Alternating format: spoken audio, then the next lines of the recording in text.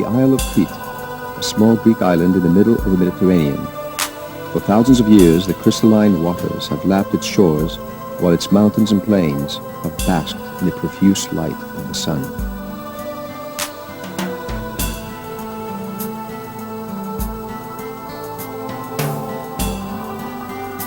The traditions, the history, and the culture of the island timelessly traverse the eons on the wakes of the blue Mediterranean and spread to all the surrounding lands. The strategic position of the island has always given it a dominant role in the chronicles of history that have unraveled in its vicinity.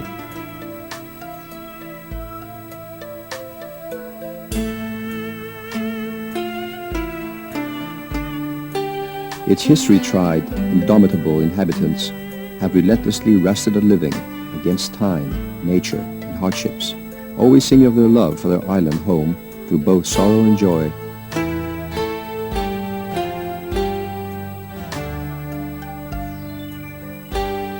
My beautiful Crete, you Isle of Paradise, you boast one continent on your right and one on your left, and play the Cretan lyre so that they may once again dance to your tune.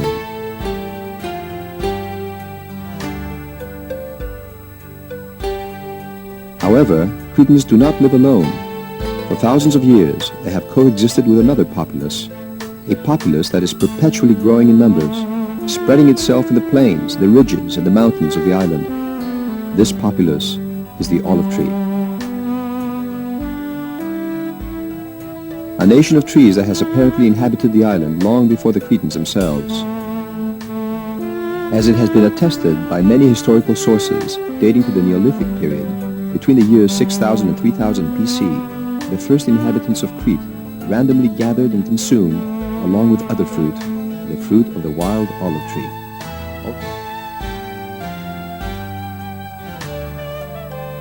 Later on, in the 3rd millennium BC, during the Bronze Age, the inhabitants of Crete began domesticating the olive tree, and a millennium after that, in about 2000 BC, they began to cultivate it and systematically produce what is today known to us as olive oil.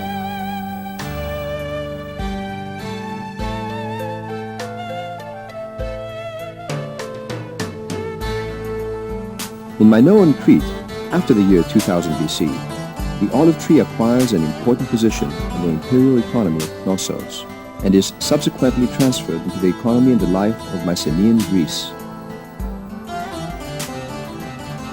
Countless archaeological finds bear testimony to the predominant presence of the olive in Minoan Crete. Inscriptions on walls, tools, facilities, and signs are all testimonial of the importance the Minoans placed on the production, storage, and trade of olive oil since 1700 BC.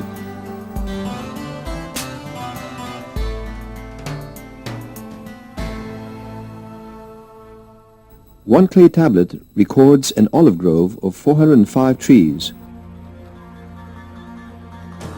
Another, the existence of 1,800 amphora containing oil, whilst another describes the offering of olive oil to divinities and the clergy.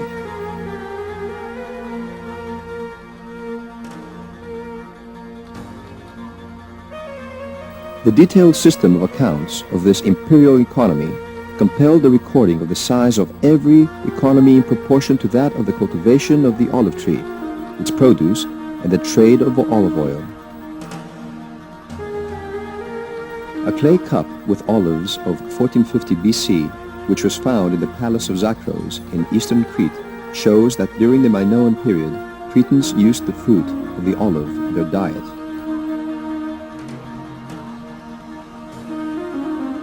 However, the main purpose of the cultivation of the olive tree was the production of olive oil. In the palace of Knossos, there were designated facilities for the processing of the crop and its exportation. The produce was transferred through specially designed tubes into huge clay vessels that were kept in special storage rooms. In Minoan Crete, olive oil was produced in special facilities within settlements and the homes of the rich, and was always stored in huge clay vessels.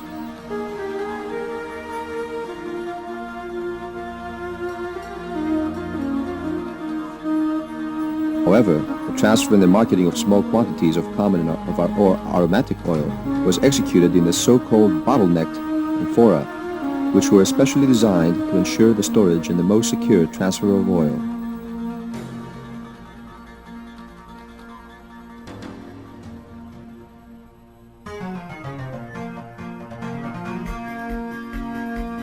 These amphora were the means of storage and transfer of oil until the 12th century BC. By means of their use, Cretan olive oil was exported in the ships of that period, at first in the Cycladic islands and later to other regions of Greece and the Mediterranean.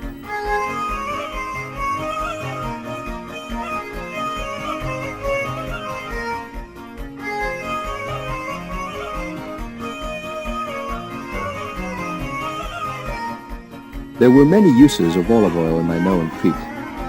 Paul IV mentions that the peasants of the Minoan period used olive oil as perfume to anoint their bodies with, as sacred fragrance in their religious ceremonies, as a means of medical treatment, as a tool lubricant, and as light burning fuel. It was further used in sport, magic, and the preparation to adorn the dead. According to Cretan mythology, Dactylus Hercules transferred the cultivation of the olive from Crete to the Peloponnese. Goddess Athena, whom the city of Athens is still named after, was born at the banks of Triton River. Athena Pallas, the founder and protector of the city of Athens, won the favors of the city's gods after a contest against Poseidon.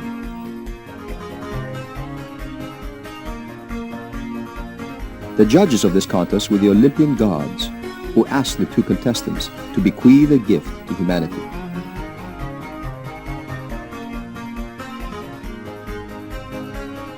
From within the ground sprang Poseidon's gift, which was a beautiful strong horse, whilst Athena gave humanity an olive tree. The gods regard the olive tree to be of greater benefit to humanity, and decreed that Athena would be the protector of the city, hence the city of Athens.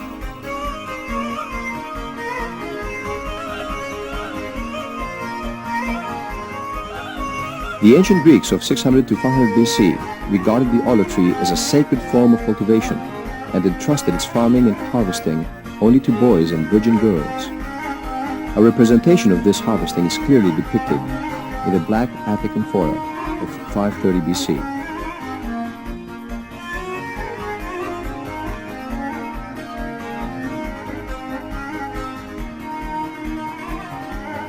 At 400 BC, the great philosopher Plato taught in the shade provided by an olive tree that had survived up until a few years ago at the site of the sacred way of Botanicus.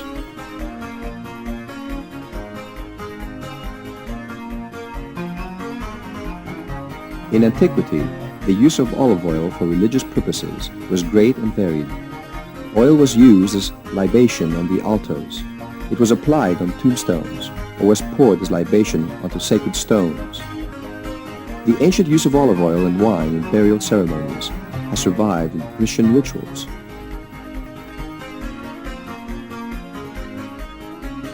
The figure of the olive tree symbolizes the holy books and the holy lands. After the great flood, the dove brought in its beak a twig from an olive tree to Noah's ark as a sign that life on earth had once more begun. The symbol of peace has been an olive twig bearing dove ever since. To Christians, the fruit of the olive tree symbolizes the tears of Christ, while its shade commemorates the spot where he taught and prayed just before his crucifixion. To this day, olive oil retains its status as the main means of Christian ritual and ceremony. It is used in the baptizing of children, during which the godparent bears with both hands the vessel of olive oil, which the priest in turn uses to pour 3 times in the christening tub, and then, with the use of a cotton swab, proceeds to anoint the child in various parts of his or her body.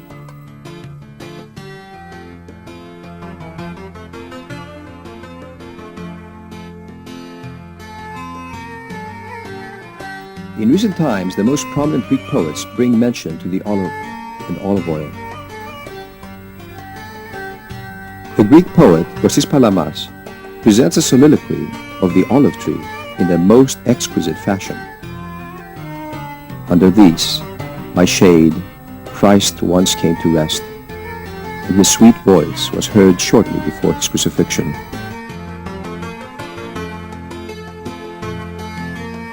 On the island of Crete, couplets and twin verses sing of a connection between the olive tree and its cultivation, and love and passion.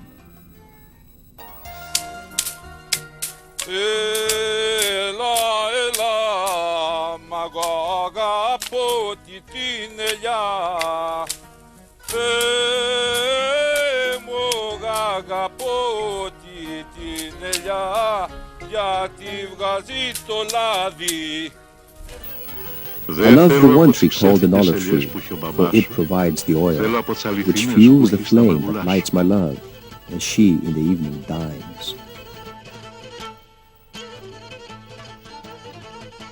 I want none of the false olives that belong to your father. I much prefer the real ones that so adorn your cheeks.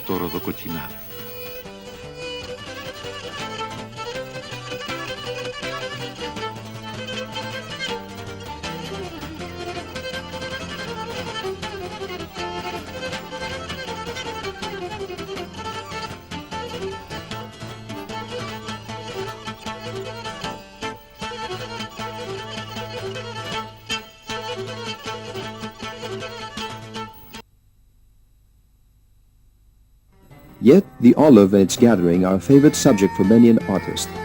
The gathering of this crop during the 5th century BC is clearly portrayed on the Attic amphora. In later times, noteworthy modern artists, such as Theophilos and others, include as one of their subjects various scenes from the harvesting of the olive, which indicates that as late as only 20 to 30 years ago, the harvesting was still executed in the same fashion.